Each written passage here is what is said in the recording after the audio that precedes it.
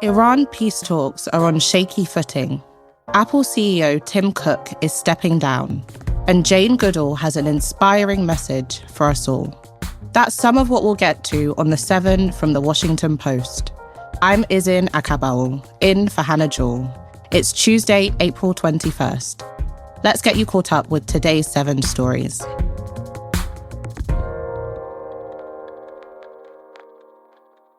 Number 1. Iranian officials threatened not to attend peace talks with the US this week. The US-Iran ceasefire is set to expire tomorrow. Both sides have expressed support for negotiating an end to the war, but they have continued to escalate a standoff around the Strait of Hormuz.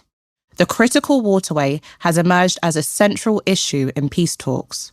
And, over the weekend, the US seized an Iranian-flagged vessel, which officials said was trying to bypass a US blockade in the strait. That angered Iranian officials. Peace talks were planned in Pakistan this week, with Vice President J.D. Vance leading the US delegation. Yesterday, a spokesman for Iran's foreign ministry said Iranian officials were yet to decide whether to attend the new round of talks.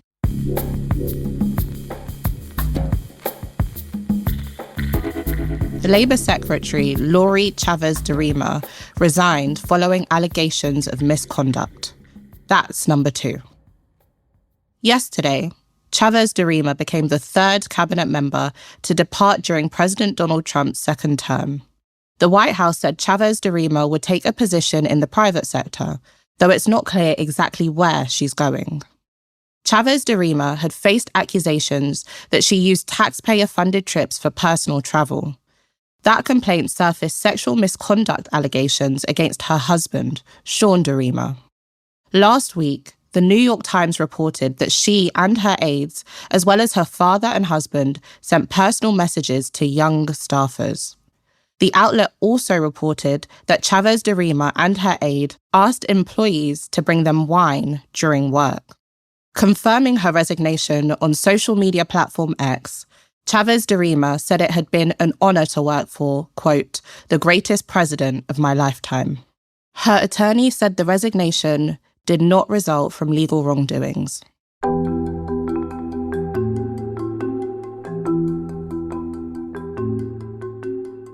Number 3. The Louisiana gunman who killed 8 children hid his rage before the shooting. On Sunday, 31-year-old Shamar Elkins shot and killed 8 children in the city of Shreveport. Most of them were his own sons and daughters.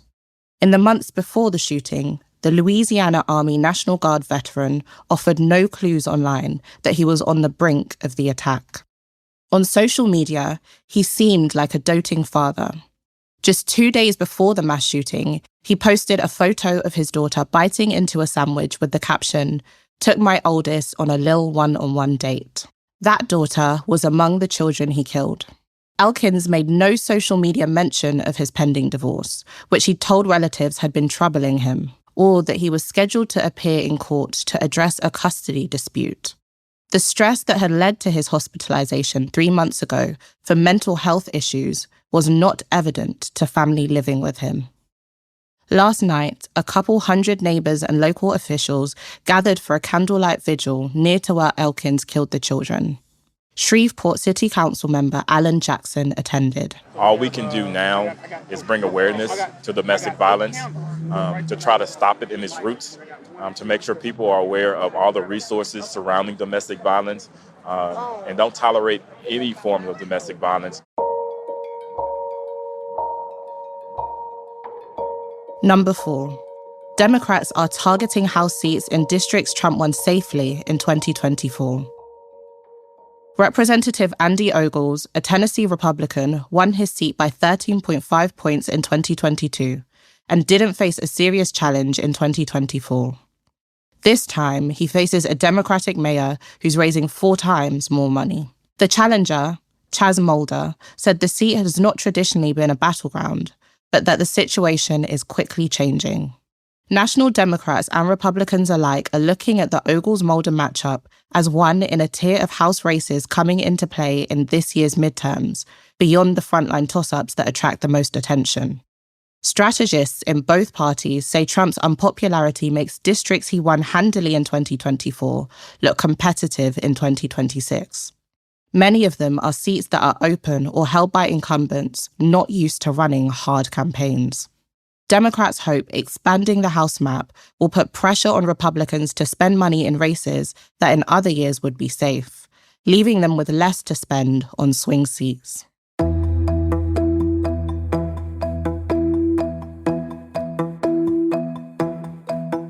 Tim Cook will step down as Apple's CEO. That's number 5. After Apple's co-founder Steve Jobs died in 2011, Tim Cook took the reins.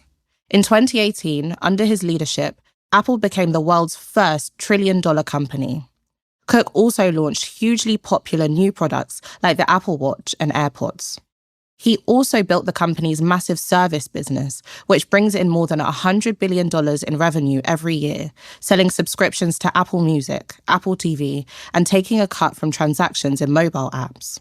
But yesterday, the company announced that Cook would step down on September 1st this year. John Ternus, who has worked at the company for 25 years and overseen some of Apple's most crucial products, will replace him. Cook will become the executive chairman of Apple's board.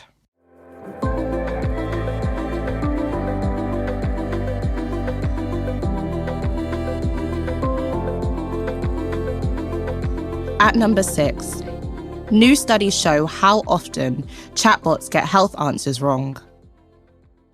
Have you ever asked an AI chatbot for medical advice? If you have, you're not alone. Millions of Americans regularly use AI tools as a first step for their health questions. However, when artificial intelligence was put to the test, some of the results were worrying. In a study published this month, 5 different AIs were asked 250 questions. Just over 50% of responses were correct. A researcher from the study said some of the AI answers were dangerous. Another recent study gave 21 different AI models realistic medical situations that involved patients. Then it asked the artificial intelligence to play doctor. Researchers gave the tools failing grades. To dig deeper into those studies, click the link to our newsletter. You can find that, as always, in our show notes.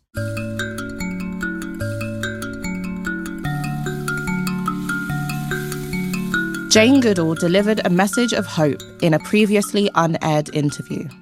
That's number 7.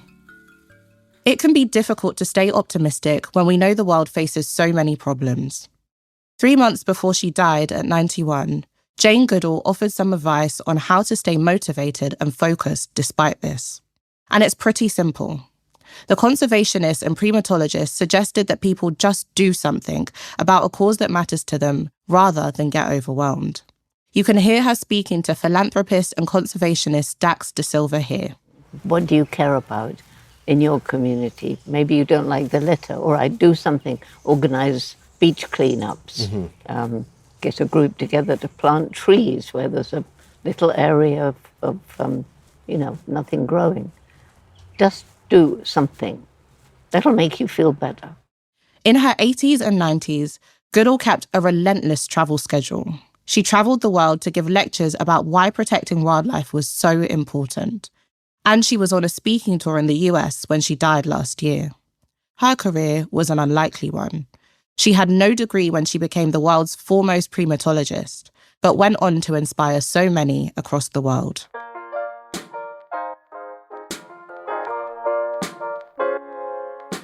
All right, you're all caught up. If you enjoyed this podcast, you should sign up for the 7 newsletter. It's totally free and delivers the most important news to your inbox every weekday morning. And on Saturdays, we answer reader questions. To sign up, follow the link in our show notes and subscribe to the 7 morning briefing. I'm Izin Akabawal. I'll meet you back here tomorrow.